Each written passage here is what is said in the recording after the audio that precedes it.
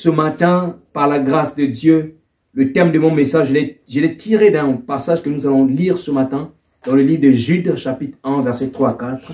Et nous allons vite apprendre nos Bibles dans le livre de Jude. Jude, chapitre 1, versets 3 à 4. Jude, chapitre 1, verset 3 à 4. Je vais lire la parole du Seigneur et c'est dans ce passage que j'ai tiré en fait le thème que nous allons partager ce matin. Alléluia. Bien-aimés, écoutez ce que nous dit la parole du Seigneur. La Bible dit ceci.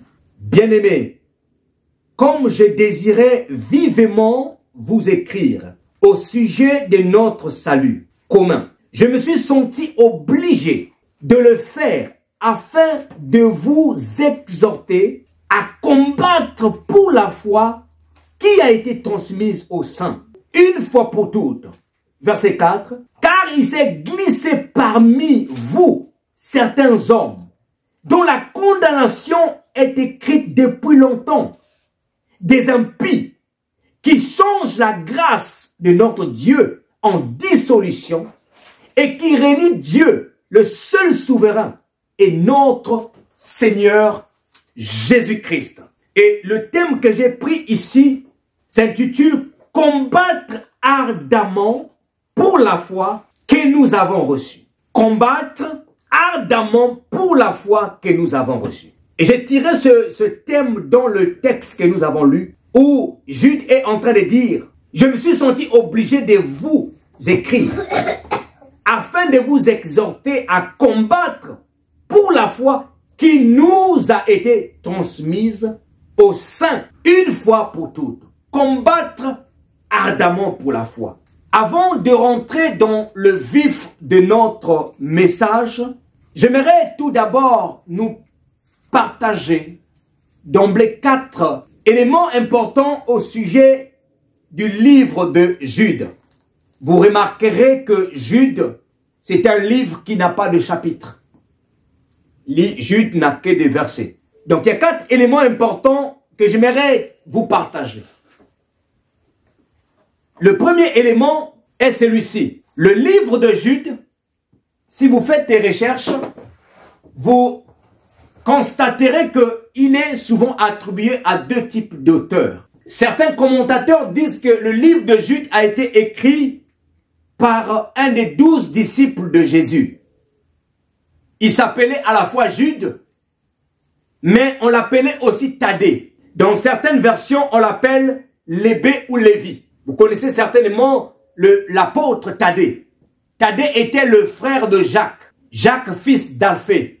Parce que dans les 12 disciples de Jésus, il y avait 2 Jacques. Il y avait un Jacques qui était le frère de Jean, l'apôtre Jean, fils de Zébédée. Mais il y avait un autre Jacques qui était fils d'Alphée et son frère c'était Thaddée.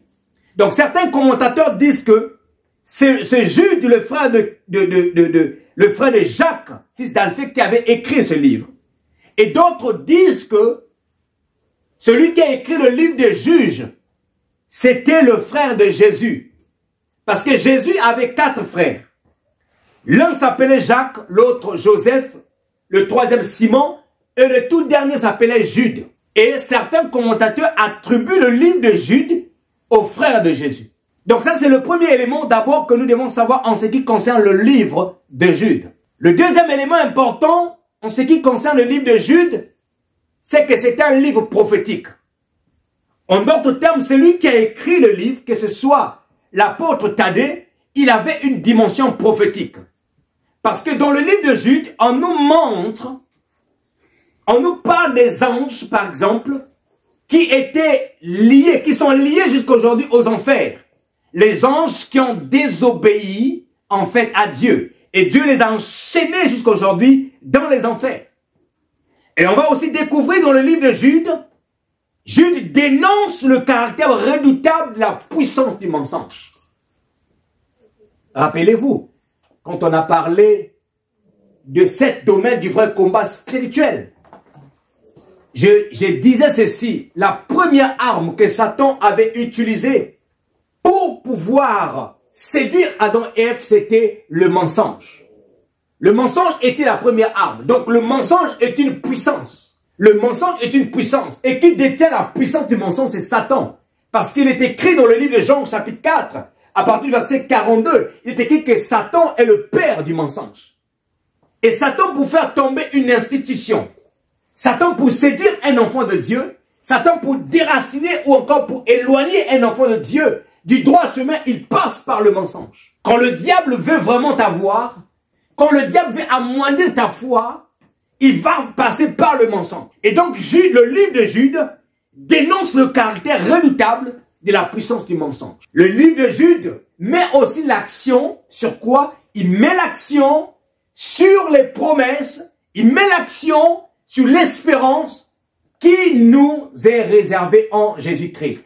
Troisième élément important qu'on peut noter par rapport au livre de Jude, c'est que c'est le livre de Jude, frères et sœurs dans le Seigneur. C'est un livre, contrairement à d'autres épîtres. Remarquez, lorsque vous lisez la Bible, vous allez remarquer que il y a des épîtres qui ont été écrites, qui étaient destinées à des églises. Quand on lit Corinthe, c'était une lettre qui était adressée à l'église de Corinthe. Lorsqu'on lit Éphèse, c'était une lettre qui était adressée à l'église d'Éphèse.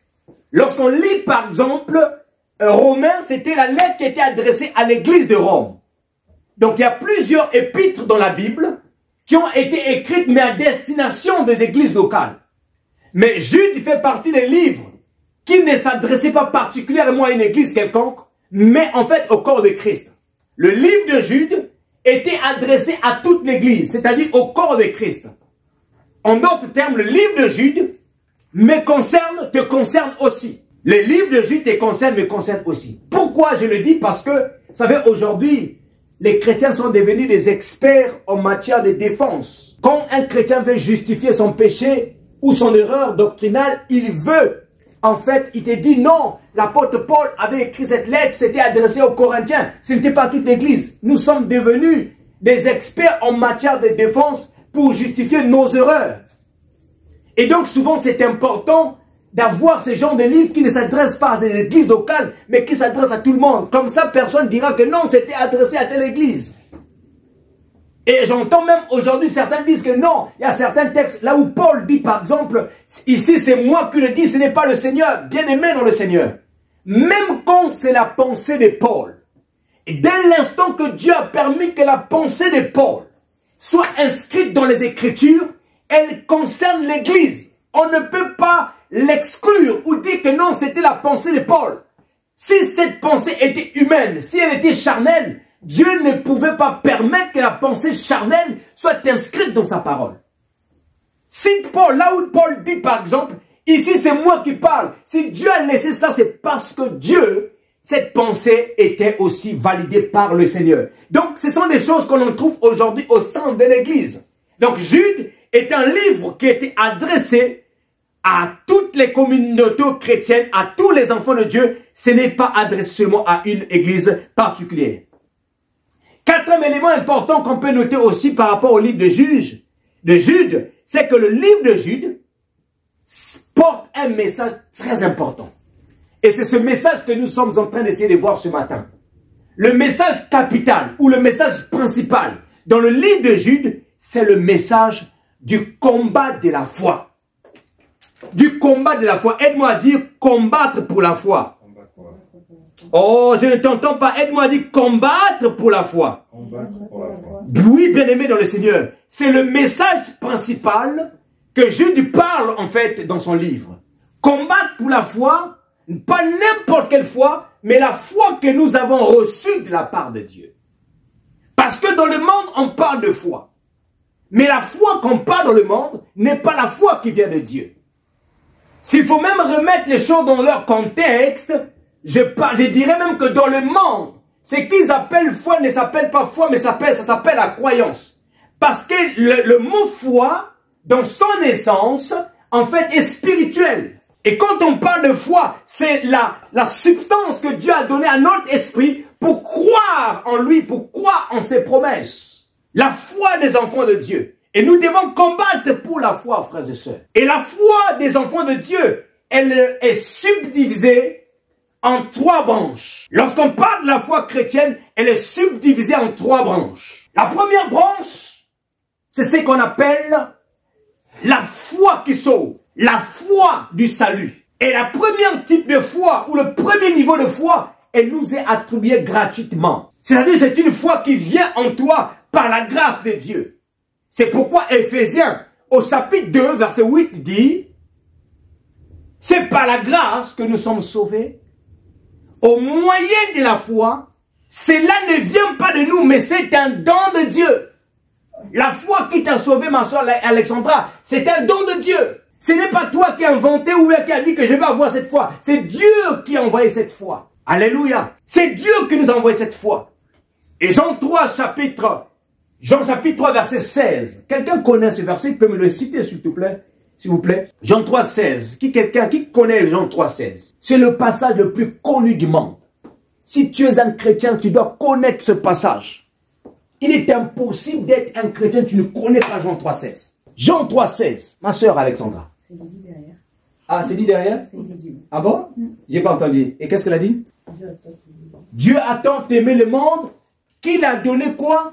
Son Fils unique, afin que quiconque croit en lui ne périsse point, mais qu'il ait la vie éternelle. Bien, mais remarquez, la Bible dit ceci, Dieu a tant aimé le monde qu'il a donné son Fils unique, afin que quiconque croit, voyez-vous, il faut que tu puisses croire, il faut que tu aies la foi. Et le mot croire ici, en hébreu, c'est aman. A-M-A-N. Aman. Et aman veut dire confiance. Aman veut dire fidélité. Donc Dieu a tant aimé le monde qu'il a donné son Fils afin que quiconque soit fidèle à lui, quiconque ait confiance en lui, puisse recevoir la vie éternelle. Vous comprenez que s'il ne s'agit pas seulement de dire que je crois en Dieu, parce que dans le monde, il y a des gens qui vous diront que je crois en Dieu. Mais, est-ce que ces personnes qui disent que je crois en Dieu, ils ont confiance véritablement en Dieu? Est-ce que ces personnes, lorsqu'ils traversent des situations difficiles, ils se tournent vers Dieu, ou ils cherchent des solutions dans le monde? Non. C'est là qu'il y a la subtilité. C'est là qu'il y a la différence entre ceux qui ont la vraie foi et ceux qui ont la fausse foi. Ceux qui sont fidèles, il dit, ceux qui sont fidèles en lui, et qu'est-ce qu'ils vont faire? Ils vont avoir la vie éternelle. Donc la première dimension de foi, cette foi, ça ne vient pas de nous, mais ça vient de Dieu. C'est important, frères et sœurs. La deuxième dimension de foi, ou la deuxième branche, le deuxième niveau de foi, c'est la foi dans les promesses de Dieu.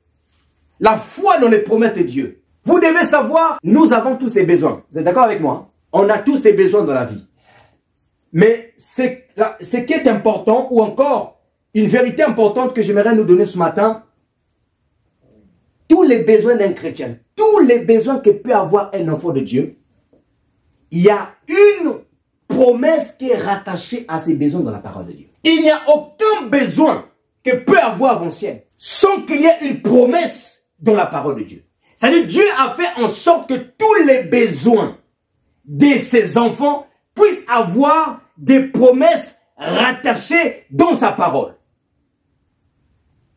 Il y a des promesses. Mais ces promesses ont besoin de quoi? Ont besoin de la foi pour entrer en sa possession. Tu as besoin de la foi pour entrer en possession des promesses de Dieu. Tu as besoin de la foi pour saisir les promesses de Dieu. Sans la foi, bien-aimé, tu ne peux pas saisir les promesses de Dieu. Sans la foi, tu ne peux pas accéder à ton héritage. Il faut la foi. Avec la foi, tu triomphes. Avec la foi, tu remportes des victoires. C'est pourquoi l'apôtre Jean a dit, la victoire qui triomphe de ce monde, c'est la foi. Quand tu traverses des situations difficiles, quand tu es face à un défi, quand tu es face à un problème qui essaie en fait de te terrasser, de te paralyser, il faut la foi pour remporter les victoires. Bien-aimé, ce matin, je m'arrête de dire, il faut la foi. Cherche la foi. Et cette foi, elle n'est pas la foi dans le monde. Et cette foi que tu as cherchée, c'est dans la parole. C'est pourquoi l'apôtre Paul a dit, dans Romains 10, 17, il dit ceci. La foi vient de ce qu'on entend, et ce que l'on entend vient de la parole de Dieu. Si tu veux faire face au combat contre le diable, tu veux faire face au combat de la vie, bien mais cherche la foi de la parole de Dieu. La foi de la parole de Dieu. C'est ça qui nous rend en fait forts, c'est ça qui nous rend en fait puissants. C'est pourquoi il faut avoir un attachement à quelque chose. Si tu n'as pas un attachement à quelque chose, c'est difficile. le jour où les problèmes viennent, comment est-ce que tu vas faire? Il faut la foi en quelque chose. Il faut la foi en quelque chose. La foi en quelque chose, frères et sœurs. Tu rêves la nuit, on t'a dit des choses bizarres. On t'a annoncé que voilà des choses comme ça. Si tu as la foi dans la parole, tu déclares les choses contraires. Non, tu vas pas te marier, tu vas faire ceci, tu vas pas réussir. La Bible déclare, tu prends une parole, la promesse de Dieu qui dit le contraire de ça. Tu déclares la parole, tu te tiens dans ce que la parole dit et tu refuses ce qu'on t'a dit dans le rêve. La foi, elle est importante. La foi est importante. Mais monsieur, tu n'as pas la foi, frères et sœurs, tu n'y arriveras pas. Donc pour posséder l'héritage que Dieu nous a donné, nous avons besoin de la foi. Il y a un texte très intéressant que j'ai lu, que l'apôtre Pierre nous dit, remarquez, dans 2 Pierre chapitre 1, verset 3 à 4. 2 Pierre, est-ce que la sœur Alexandra peut nous les lire? 2 Pierre chapitre 1, verset 3 à 4. Nous avons besoin de la foi. Si tu veux posséder l'héritage que Jésus t'a donné, tu as besoin de la foi. 2 Pierre chapitre 1, verset 3 à 4. La foi, elle est importante, frère. Jude nous recommande de combattre pour la foi. 2 Pierre chapitre 1. 2 Pierre chapitre 1, verset 3 à 4. Verset 3, sa divine puissance nous a donné tout ce qui contribue à la vie et à la piété au moyen de la connaissance de celui qui nous a appelés par sa propre gloire et par sa vertu. Alléluia. Continue. Celle-ci nous assure de sa part les plus grandes et les plus précieuses promesses afin que par elles vous deveniez participants de la nature divine en fuyant la corruption qui existe dans le monde par la convoitise. Amen. Reprends juste le verset 3. Le verset 3. Verset 3.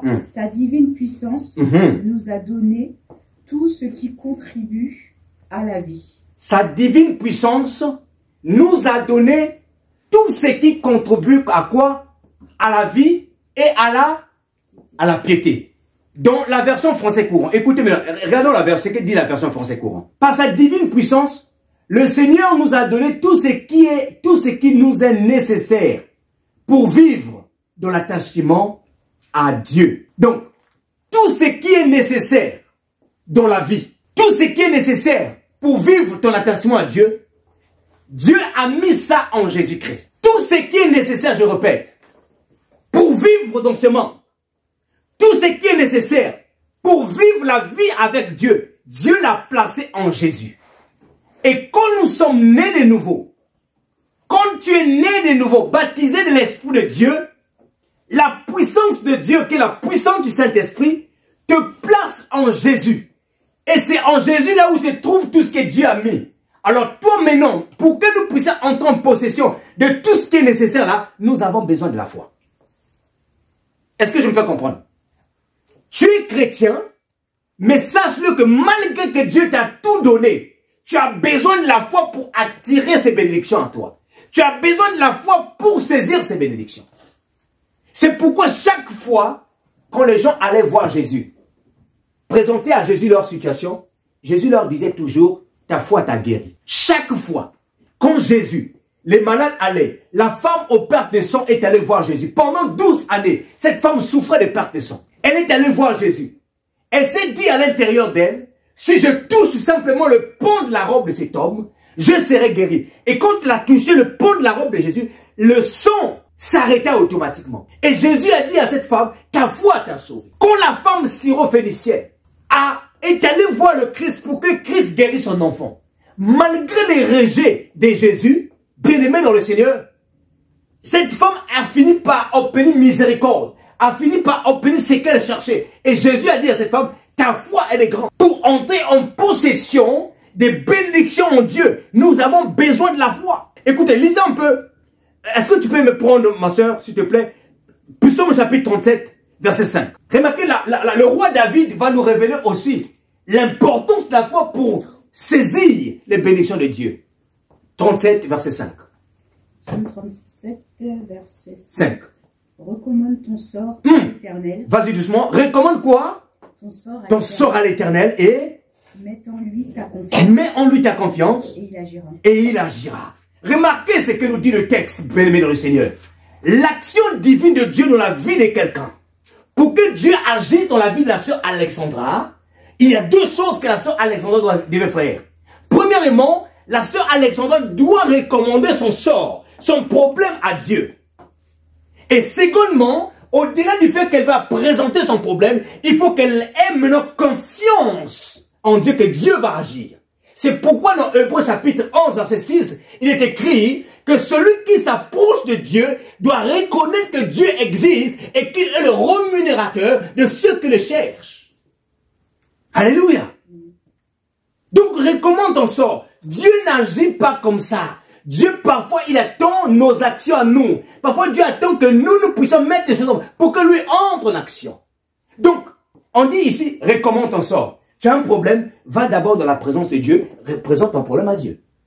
Mais quand tu vas finir par présenter ton problème à Dieu, il faut que tu aies maintenant la foi. Que Dieu va agir. Il faut que tu gardes confiance que Dieu va agir. C'est pourquoi Marc a dit ceci. Marc dit ceci. Marc chapitre 11, verset 24. Il dit, tout ce que vous demanderez en priant, croyez que vous les avez reçus et vous les verrez s'accomplir. Marc 11, verset 24. Tu vas prier, Seigneur, donne-moi. Seigneur, j'ai besoin de ceci. Donne-moi le mari. Donne-moi. Tu dois déjà voir le mari là dans ton imagination. Tu dois déjà te voir te marier. Donne-moi l'enfant. Tu dois déjà voir l'enfant. Donne-moi la guérison. Vois, comporte-toi comme quelqu'un qui est guéri. Tout ce que vous demanderez en priant, croyez que vous les avez reçus. C'est-à-dire que dans ton imagination, tu dois déjà voir la chose. Et croire que Dieu peut emmener cette chose à l'existence. La foi, elle est importante, frères et sœurs. La foi pour posséder l'héritage que Dieu nous a donné. Beaucoup de gens se plaignent. Mais pourquoi je ne vois pas Dieu?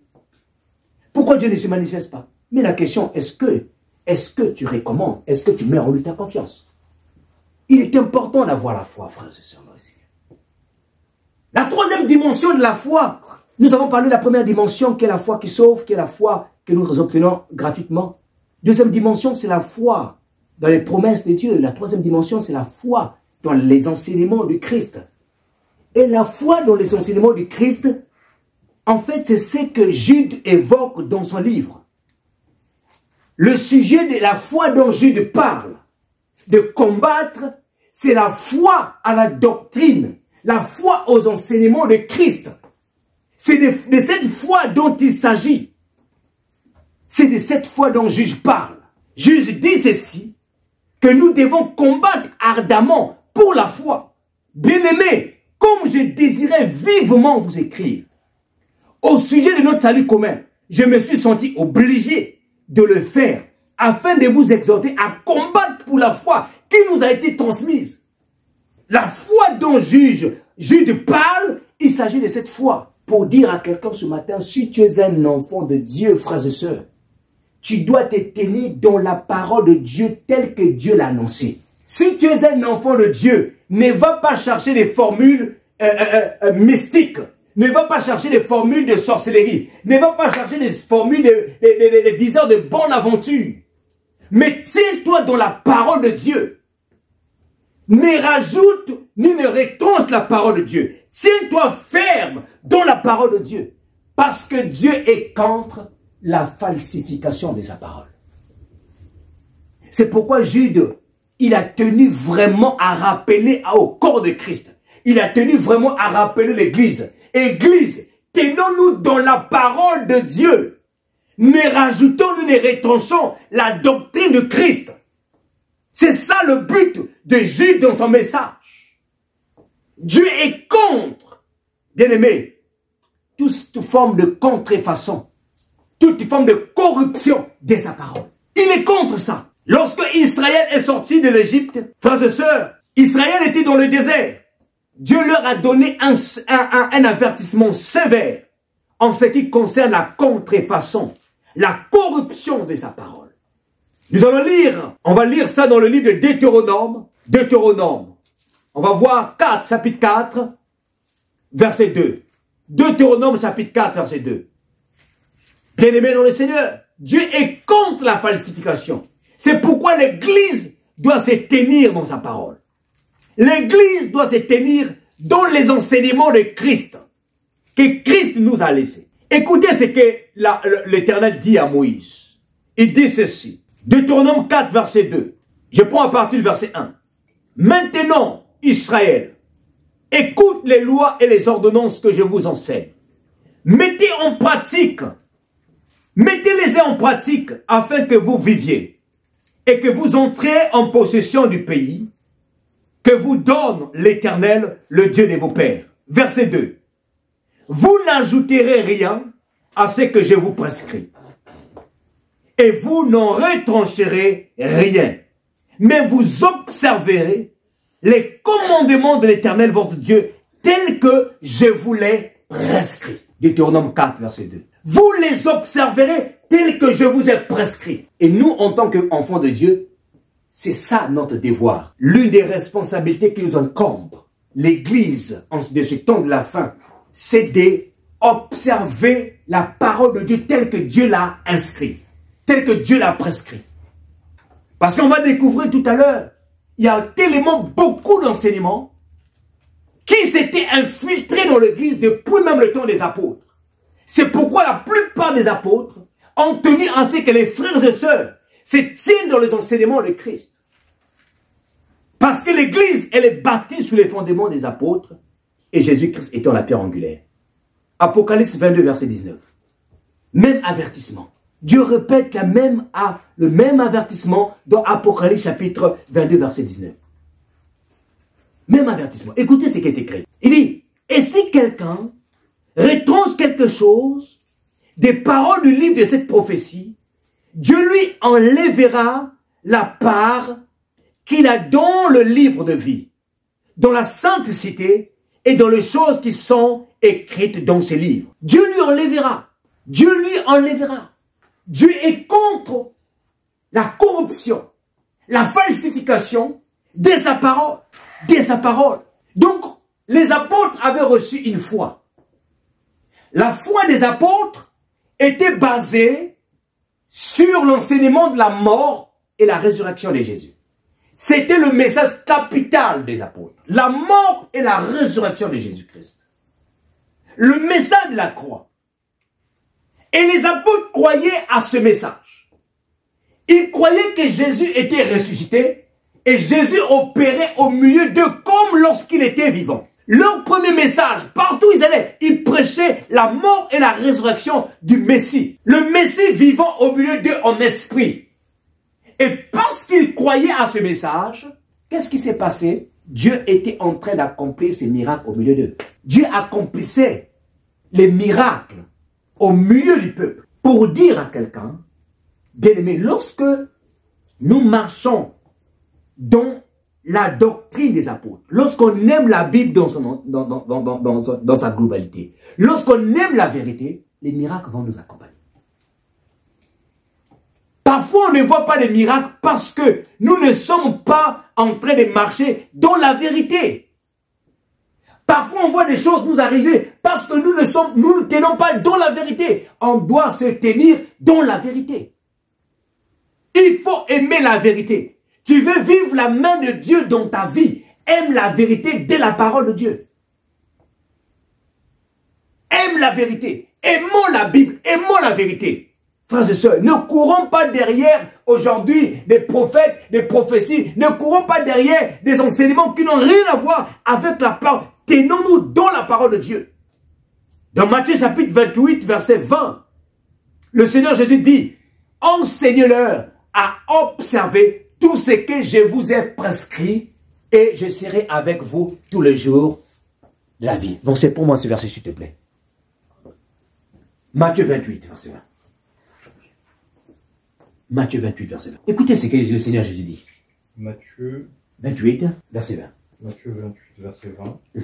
Et enseignez-leur à observer tout ce que je vous ai prescrit. Tout ce que je vous ai prescrit, hein? Et voici, je suis avec vous tous les jours jusqu'à la fin du monde. Et voici, je suis avec vous tous les jours jusqu'à la fin du monde. Si tu veux que Jésus soit avec toi jusqu'à ton dernier jour, observe ce que Jésus a prescrit. Il dit, et enseignez-leur à observer tout ce que je vous ai prescrit. Et voici, je suis avec vous tous les jours jusqu'à la fin du monde. Tu veux que Jésus marche à tes côtés tous les jours. Tu veux vivre le miracle de Dieu tous les jours. Observe ce que Jésus a prescrit. Observe. C'est-à-dire, attache-toi aux prescriptions de Jésus. Or, qui nous a transmis les prescriptions de Jésus? C'est les apôtres. C'est pourquoi dans Éphésiens 5, il est écrit que l'Église est bâtie sur les fondements des apôtres, des prophètes, et Christ lui-même étant la pierre angulaire. Donc nous devons nous tenir dans les enseignements des apôtres. C'est pourquoi Jude a dit ceci. Je tenais vraiment à vous écrire pour vous exhorter à combattre pour la foi qui nous a été transmise au sein. Qui nous a transmis cette foi, ces enseignements? Ce sont les apôtres, les saints du Seigneur. Ils nous ont transmis la foi et nous devons nous tenir là. Or, le problème, ce qui s'est passé, c'est que depuis le premier jour de la naissance de l'Église, l'Église a commencé à être... L'Église avait commencé à être infiltrée par des faux frères. Et même jusqu'aujourd'hui, l'Église est infiltrée par des faux serviteurs de Dieu, qui enseignent ce que la Bible ne dit pas, qui enseignent ce que Jésus ne nous a pas enseigné. Et j'aimerais vous donner 5 types d'enseignements qu'on peut entendre aujourd'hui au sein de l'Église, mais qui n'a rien à voir avec la Bible. Qui n'a rien à voir avec la Bible. 5 types d'enseignements. Il y a tellement de scandales aujourd'hui, des fausses doctrines. Et récemment, j'écoutais un pasteur en Afrique qui disait il aimait son prophète plus que Jésus-Christ. Et ça fait un tollé sur le net. Il aimait son prophète plus que Jésus. Un homme qui était connu, un homme qu'on aimait sa musique. Mais il a sorti quelque chose, je ne sais pas vraiment le contexte dans lequel il avait dit ça, mais ça fait un scandale sur Internet. Et ce sont des choses comme ça qu'on peut arriver. Il y a des gens qui vont élever leur prophète au-dessus de Jésus. Frères et sœurs, c'est anti-scriptural, c'est pas biblique. Comment ne pas se faire tromper? Il faut aimer la Bible. Ayez le temps de lire votre Bible. Vous n'allez pas vous faire tromper. Vous allez vivre avec, vous allez être accompagné par les miracles. Si vous aimez la Bible, le premier enseignement qu'on trouve aujourd'hui, ou la première doctrine qui est fausse, qui est anti-biblique, c'est la doctrine de l'universalisme. L'universalisme, c'est quoi? C'est la doctrine qui consiste à dire que tous les êtres humains seront sauvés. Tous les êtres humains. C'est une fausse doctrine. Si quelqu'un te dit que tous les êtres humains seront sauvés, c'est faux. Romains chapitre 6, verset 23 dit, le salaire du péché, c'est la mort. Et les dons gratuits de Dieu, c'est la vie éternelle en Jésus-Christ. Quand tu vis dans le péché, frères et sœurs, tu ne peux pas être sauvé. Tu ne peux pas être, selon les Écritures, tu ne peux pas être sauvé si quelqu'un vit dans le péché. Donc, la doctrine de l'universalisme, c'est une fausse doctrine. C'est diabolique. Faire quoi aux gens que tout le monde sera sauvé? En fait, c'est encourager les gens de vivre dans le mal. Vivre dans le mal. Tuer les gens, sacrifier les gens. Et quelqu'un comme ça, demain, il va se sauver. C'est compliqué. Donc, premier enseignement qu'on trouve dans ce monde, la doctrine de l'universalisme, qui est fausse. Deuxième doctrine, qui est aussi fausse, qui a pris de l'ampleur dans les années, à partir des années 48 aux États-Unis. La doctrine de la prospérité. La prospérité. On parle de la doctrine de la prospérité. C'est une doctrine qui consiste à dire quoi? Que lorsque tu es riche financièrement, tu es en bonne santé spirituelle. Et lorsque tu es pauvre, tu es maudit. Donc, cette doctrine consiste à attribuer ou encore à qualifier la bonne santé spirituelle en fonction des richesses matérielles qu'on peut avoir. Et dire que de l'autre côté, quand quelqu'un il est pauvre, il est maudit. C'est une doctrine diabolique. Ce n'est pas biblique. Parce que Paul dit ceci. L'apôtre Paul dit dans le livre de Philippiens chapitre 4, à partir du verset 12, il dit, je sais vivre dans la pauvreté, mais aussi dans l'abondance. Amen. Je sais vivre dans la pauvreté. Ça veut dire que Paul, il vivait aussi dans la pauvreté. Mais il n'a jamais qualifié la pauvreté comme étant une malédiction. Non, frères et sœurs dans le Seigneur. La pauvreté peut arriver, ça peut être un stade de la vie, mais ça n'a jamais toujours été une malédiction. Il y a des pauvretés qui ont pour origine la malédiction, mais toutes les pauvretés n'ont pas pour origine la malédiction. Et même les richesses n'est pas synonyme que notre santé spirituelle, elle est bonne. Quelqu'un peut être riche dans les affaires, peut réussir dans les affaires, mais être pauvre spirituellement. ne pas avoir une bonne relation avec Dieu. Donc vous voyez que ce sont des doctrines. Et aux États-Unis, c'est vraiment courant ce genre de doctrine, donc la prospérité. Où on pousse tout le monde maintenant à devenir, vous devez être des chefs d'entreprise, vous devez créer des entreprises, vous devez faire ceci, il faut vendre des choses de Dieu, il faut faire... Tout est devenu maintenant, on monnaie tout. En quelqu'un vient me voir pour que je prie pour lui, je lui demande une offrande, donne-nous l'offrande, prépare quelque chose. On monnaie tout, le don de Dieu ne se monnaie pas.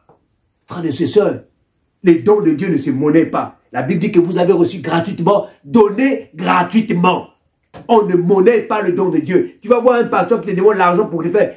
Ça veut dire qu'il peut pour lui être un charlatan. Ou encore, il peut pour lui être un féticheur. Parce qu'il faut bien comprendre. Un féticheur, il peut travailler pour son métier. Mais un homme de Dieu ne monnaie pas le don que Dieu lui a donné gratuitement. Donc, la troisième doctrine, c'est la doctrine qu'on appelle l'hypergrâce.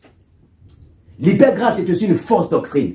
C'est une doctrine qui consiste en fait à dire que plus que Dieu nous a sauvés par grâce, donc nous avons le droit de tout pécher, de tout faire. Voyez? Non, Dieu nous a sauvés par grâce, donc oui, on a le droit de tout faire. Maintenant, écoutez ce que Paul va dire. Romains chapitre 6, verset 2, sœur Alexandra. Romains chapitre 6, verset 2. On va découvrir ce que Paul va dire par rapport à cette doctrine, l'universalisme, hypergrâce. Romains 6, verset 2. Nous sommes en train d'atterrir. Romains 6, verset 2. Loin de là. Parle un peu plus fort. Loin de là, nous qui sommes morts au péché, comment vivions-nous encore dans le péché? Ignorez-vous que nous tous, qui avons été baptisés en Jésus-Christ, c'est en sa mort que nous avons été baptisés. Nous avons donc été ensevelis avec lui par le baptême, en sa mort, afin que, comme Christ est ressuscité des morts par la gloire du Père, de même, nous aussi, nous marchons en nouveauté de vie. Alors, prends le verset 1 et le verset 2. Répète juste le verset 1 et le verset 2. Que dirions-nous donc? Voilà. Que dirions-nous donc? Vas-y. Demeurions-nous dans le péché? L'apôtre Paul pose la question. Il dit, que dirions-nous donc? Demeurions-nous dans le péché? Ça veut dire que moi, je suis sauvé. Est-ce que je dois continuer à vivre ma vie de péché? Continue, ma soeur. Afin que la grâce abonde. Afin que la grâce abonde. Est-ce que parce que je suis sauvé par grâce, je dois demeurer dans le péché afin que la grâce abonde? Et sa réponse c'est quoi? Loin de là. Loin de là. Nous qui sommes morts au péché. Nous qui sommes morts au péché. Comment vivions-nous encore dans le péché? Comment vivions-nous encore dans le péché? Donc, en fait, il est en train de dire non. Ce n'est pas parce que nous sommes morts. Ce n'est pas parce que nous sommes sauvés par grâce que nous devons continuer à vivre dans le péché. Est-ce que vous comprenez? Il dit non, loin de là. Comment nous qui sommes sauvés? Non, nous sommes sauvés par grâce, morts et ressuscités avec Christ. Nous ne pouvons pas continuer dans le péché. Et donc, la doctrine de l'hypergrâce consiste à dire que parce que nous sommes sauvés par grâce, nous pouvons continuer à vivre dans le péché. Et la quatrième doctrine, c'est la doctrine en fait de l'incrédulité de l'enfer ou encore au jugement de Dieu. L'incrédulité de l'enfer. Autrement dit, c'est une doctrine, en fait, qui nie l'existence de l'enfer. Ou encore qui nie que les êtres humains seront jugés. La doctrine de l'incrédulité de l'enfer. Maintenant, Jésus répond maintenant à cette question. Parce que même beaucoup de chrétiens se posent la question, est-ce que l'enfer existe réellement? Et c'est la doctrine là, en fait, vient appuyer en niant. Maintenant, écoutez la réponse de Jésus dans le livre de Marc, chapitre 41, verset 50. Chapitre 40, verset 41. Marc chapitre 9. Jésus dit, mieux vaut pour toi entrer dans la vie éternelle que de t'en aller dans la géhenne avec tes deux mains. Mieux vaut pour toi entrer dans la vie éternelle comme un manchot que d'aller dans la géhenne avec tes deux mains. Je prends encore Matthieu chapitre 5 verset 29. Il dit, si ton œil droit est pour toi une occasion de chute, arrache-le et jette-le loin de toi. Car il est dangereux, il est avantageux, pour toi qu'un seul de tes membres périsse et que ton corps entier ne soit pas jeté dans la géhenne. Le mot géhenne dans le texte que nous avons lu, en fait, c'est ce qu'on appelle l'enfer, le lieu du châtiment. Donc, la doctrine qui consiste à nier l'existence de l'enfer est diabolique. Vous savez, quand le christianisme a commencé, le message qui faisait peur, ou qui vraiment qui touchait les gens pour emmener les gens à la conversion, c'est lorsqu'on parlait de l'enfer. C'est lorsqu'on parlait de l'enfer. Aujourd'hui, on n'en parle plus de l'enfer. On ne prêche plus pour l'enfer. on ne dit plus aux gens que l'enfer existe, le paradis existe. Et parce qu'on n'en dit plus aux gens, et les gens n'ont plus peur. Les gens se disent, bah, je vais vivre ma vie. Alors que au début de l'église, ce message sur l'enfer, bien aimé, c'était des messages qu'on prêchait. Et la cinquième doctrine, c'est la doctrine de la déification de l'homme. La déification de l'homme ou encore la divinisation de l'homme. C'est ce que nous retrouvons par exemple chez les Grecs. On parle de Zeus, je ne sais pas qui. En fait, ils avaient une doctrine qui permettait de dire qu'un homme pouvait devenir Dieu après sa mort.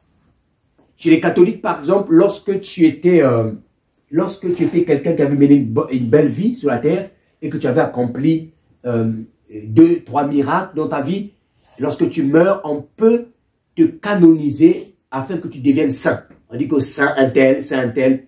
La doctrine de la déification, c'est un peu dans ce même sens-là. C'est-à-dire se rendre quelqu'un Dieu, on peut l'adorer, on peut le vénérer, on peut l'invoquer. Et c'est pourquoi vous voyez que chez les catholiques, on peut invoquer un saint.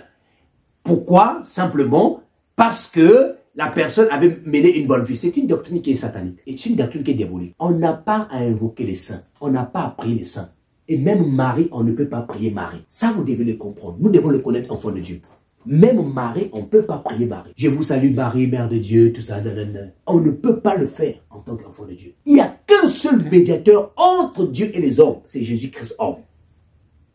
Si tu veux prier, tu pries au nom de Jésus-Christ. La seule personne à qui tu peux adresser la prière, Dieu ou par Jésus-Christ. Pas des saints. Saint-Pierre, Saint-Paul, tu as marché bien sous la terre, intercède pour moi, au faveur de Dieu. On ne prie pas les saints, on ne prie pas les anges. On peut demander à Dieu de faire intervenir ces anges, tel que nous l'avons dit dernièrement dans ce message de dimanche dernier. Mais on ne prie jamais les saints, on ne prie jamais les anges. C'est démoniaque. Donc, voyez-vous, frères et sœurs, pour ne citer que cela, les doctrines qu'on trouve aujourd'hui dans l'église. La déification, par exemple, emmène certains chrétiens même à se prosterner devant les serviteurs de Dieu. Ils ont fait des serviteurs de Dieu. Aujourd'hui, certains pasteurs sont devenus des dieux dans leurs églises. Ils sont devenus des dieux dans l'église. C'est eux. Les brebis viennent se prosterner. Donc, certaines coutumes, hein, on peut comprendre. J'ai appris, par exemple, au Nigeria, dans leur culture, se prosterner est une marque d'honneur. C'est-à-dire que c'est déjà culturel. Mais quand ce n'est pas, par exemple, culturel, où tu veux vénérer une personne, mais attention, on ne vénère qu'une seule personne, c'est Dieu. Vous voyez la déification de l'homme. Et même aujourd'hui, on déifie certaines personnes qui sont encore vivantes. Alors que chez d'autres, la déification, c'est quand quelqu'un, par exemple, part.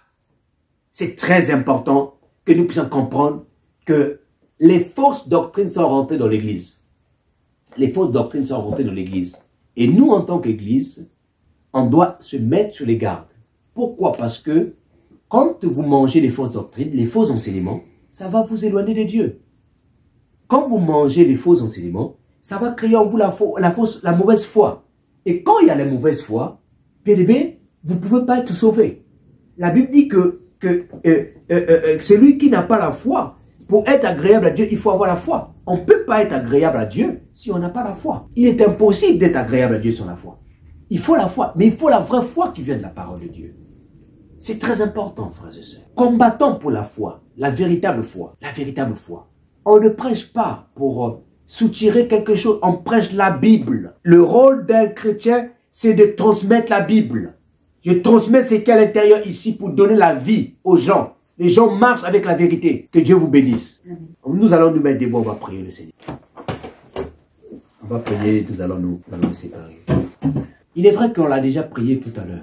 On a déjà demandé à Dieu de fortifier notre. Maintenant que tu as peut-être, tout à l'heure on l'a prié, mais c'était sans ces éléments que je viens de citer. Et maintenant que tu as écouté ces éléments, maintenant que ton esprit a été éclairé, ta prière, tu peux maintenant le faire avec conviction. Maintenant, tu sais l'importance que tu puisses avoir la foi. L'importance que tu puisses prendre position de la foi. Tu peux maintenant prier avec certitude. On va faire 2 sujets de prière. Que Dieu te donne l'amour de la parole. Parce que c'est le seul moyen qui te permettra de défendre la foi, de combattre pour la foi. C'est le seul moyen. C'est quand tu manges la vraie nourriture de Dieu. Mais ça, Dieu peut te le communiquer. cette soif, si tu n'as pas l'habitude, de lire la Bible, Dieu peut te communiquer cette soif-là. De la même manière que tu te lèves le matin, tu es motivé de prendre ta brosse, de te brosser les dents, de prendre ta douche, d'aller au travail. Nous devons avoir la même motivation pour lire la parole de Dieu. Élevons nos voix. Prions le Seigneur. Que Dieu nous donne l'amour de la parole. L'amour de la parole. Et nous allons aussi prier en même temps que Dieu puisse nous aider en comprenant la parole afin que nous puissions combattre la foi. Prions le Seigneur au nom de Jésus. Alléluia. Alléluia. Bien-aimé, lève ta voix, prie. Prie le Seigneur. N'aie pas peur, n'aie pas honte de prier à haute voix. La Bible déclare dans la maison de Dieu, il y a la liberté. Là où il y a l'Esprit de Dieu, il y a la liberté. Prie que Dieu te donne l'amour de la parole. Prie que Dieu augmente la connaissance. Prie que Dieu t'aide à combattre pour la foi. Tu ne dois pas te faire entourlouper. Tu ne dois pas te faire tromper. Tu ne dois pas, bien-aimé, te faire égarer par des fausses doctrines. Il y a des femmes aujourd'hui, on les a lavées par certains faux serviteurs de Dieu. Oh, bien-aimé, prie ce matin. Que Dieu t'ouvre l'intelligence. C'est le don de l'intelligence, oh Dieu. Ce nombre de personnes que tu as permis, oh Dieu, ce matin, d'écouter ce message. Combattre ardemment pour la foi.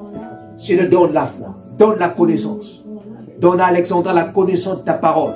Donne à Alexandre la connaissance. L'amour de la parole. Donne avancer l'amour de la parole. Donne avancer l'amour de la parole. Donne avancer l'amour de la parole. La connaissance. Donne à Flora la connaissance, l'amour de la parole, la connaissance. Donne à tous nos frères et sœurs qui ne sont pas là ce matin, l'amour de la parole, la connaissance. Tu as bâti cette église sur la connaissance de la parole. Oh Dieu Tout-Puissant, la connaissance et l'amour. La connaissance de la parole, oh Dieu. Au nom de Jésus-Christ, l'amour de la parole, l'amour de la lecture, oh Dieu, la connaissance. Au nom de Jésus, Père. Au nom puissant de Jésus, tous les écailles qui nous ont empêchés de voir ta parole, oh Dieu, comme il le faut, tombent ce matin au nom puissant de Jésus. Que tous les écailles, oh, toutes les écailles tombent au nom de Jésus. Au nom puissant de Jésus. Que toute forme de voile qui empêchait notre intelligence de comprendre les Écritures tombe ce matin. Au nom puissant de Jésus-Christ. Seigneur, libère notre intelligence. Libère notre intelligence. Rends-nous capables de prendre ta parole, de la lire et de la comprendre et de la transmettre aux autres. Dans le nom puissant de Jésus. Seigneur, mon âme te loue, mon âme te bénit, mon âme te rend multiple action de grâce. Au nom puissant de Jésus.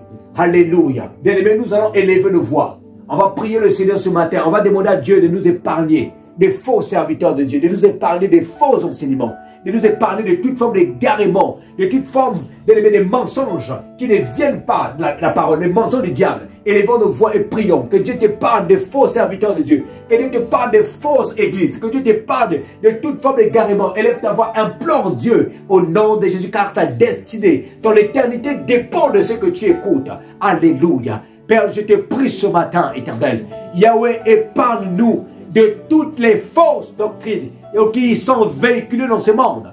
Épargne-nous, Seigneur, de toutes les fausses doctrines dans le nom de Jésus-Christ. Père éternel, Yahweh, je viens te supplier ce matin. Je viens te supplier ce matin. Garde-nous, oh Dieu, attachés à la vérité, attachés à la vérité, attachés à la vérité, attachés à la vérité, car tu es la vérité, Seigneur, dans le nom de Jésus-Christ. Seigneur, merci. Merci pour ton amour. Merci pour ta bonté. Merci pour ta fidélité. Que toute la gloire te revienne. Au nom de Jésus-Christ. Seigneur, merci.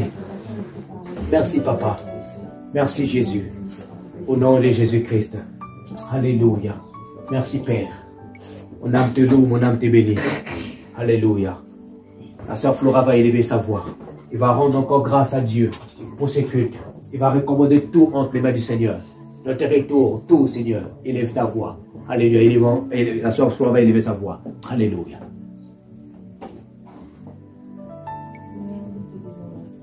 Merci, Seigneur.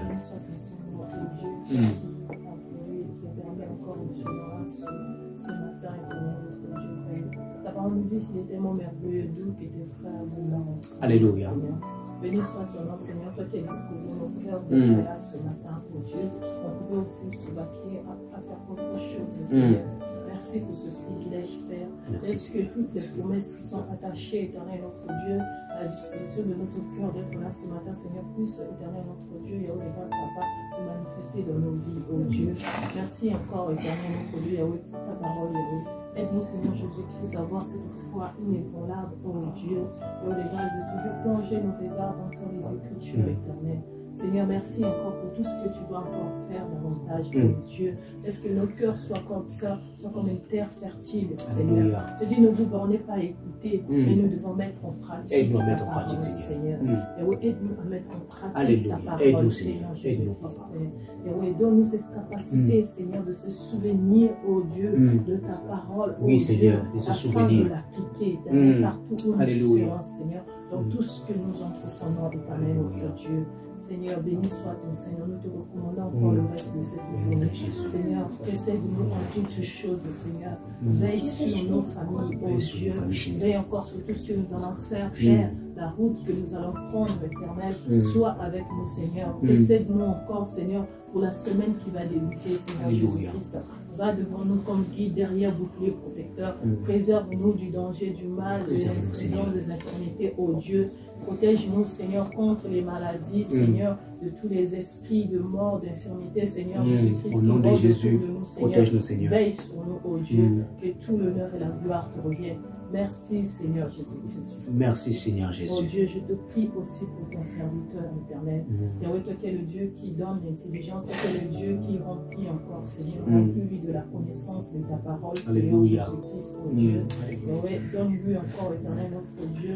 Yahweh, ton Saint-Esprit, Seigneur, révélateur en toutes choses, Seigneur. Que tout l'honneur et la gloire te reviennent au nom de Jésus-Christ. Amen. Gloire à Dieu. Merci Seigneur. Merci ton Père. Béni soit ton Seigneur. Au nom de Jésus. Amen.